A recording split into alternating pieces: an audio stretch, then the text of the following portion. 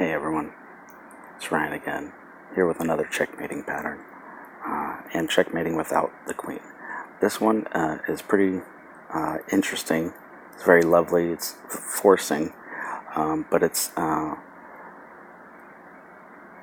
really a very powerful example of if you understand how the pieces maneuver and how to coordinate them, you can set up these kinds of combinations in your own game and see them and execute them.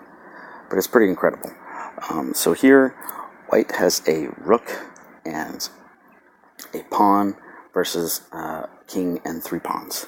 So I would probably say that this might be winning for black if it weren't this particular position.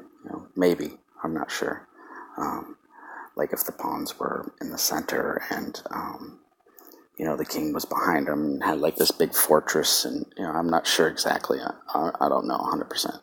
I'm just talking, but this position is actually checkmate for white, or checkmate for white against black, and it is a interesting checkmating pattern.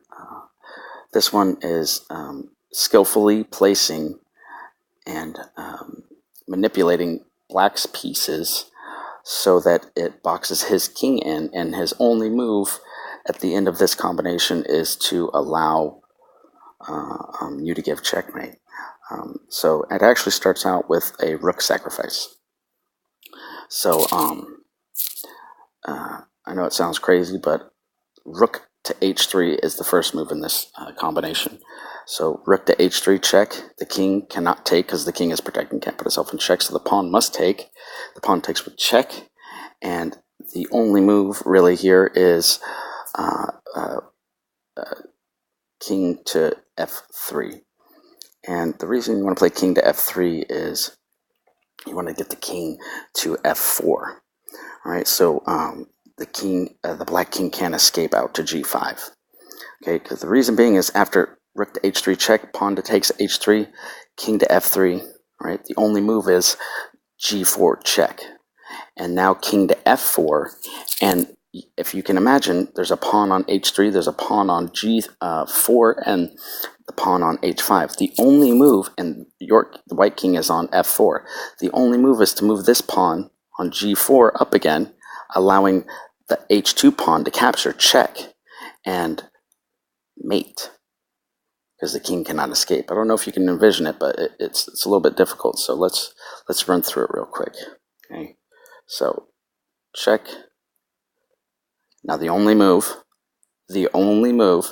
check, and king to f4. And now you can see the position.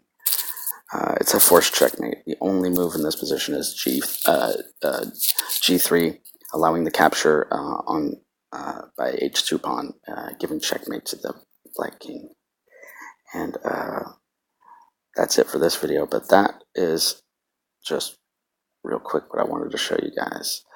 It's how these pieces can maneuver in and around each other, and how you can use your enemy's pieces to coordinate his own death. Okay?